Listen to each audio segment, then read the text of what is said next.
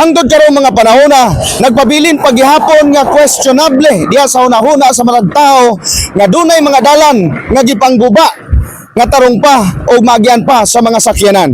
Pabilin paghihapon nga dakong pangutana alang sa mga katawhan kabahin sa mga nagkahitabo nga pagpangguba sa mga dalan nga arang kanindot pa og pwede pa nga maagyan sa mga sakyanan. Mao kini ang mga pangutana nga gusto mahatagan og gatubag sa mga katawhan sa Barangay Astorga, Santa Cruz, Davao del Sur gikan sa mga hingtongdang ahensya sa gobyerno. Sa isa-ipa sa pipila, nindot pamatod pa ang dalan og maagyan pa sa mga sakyanan. Butang nga gikatingad-an nila kung nganong giguba ang maong dalan. Ada ka na tingala lagi sila, bro. Kung gimi ka balo, ano po yung anak?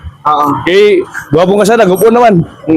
Ya karon putol-putol, jadi kan po na disgrasya nga anak, kanang putol-putol, ba niya klarong mga, kanang ganing mga secure nga device, good. Pero na yung mga nigabiig ba, walay tarong nga kuhan, kanang mga reflector.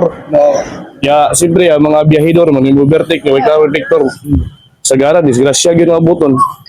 6 lanes ang maong dalan. Apan, ang linya nga padulong sa Davao City kung gikan sa Digo City, 2 lanes na lang ang pwedeng maagian gumikan giguba na ang innermost lane niini. Ganay nakahatag na sumala pa kini og kahasol ngadto sa mga residente og sa mga naninda sa maong dapit gumikan sa grabe nga abog og kasaba sa makinaryas nga gigamit sa pagguba sa maong dalan.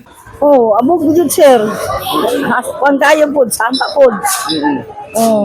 In the heart of changing lives, kini si Brigada Aldren Mantawil, Brigada News.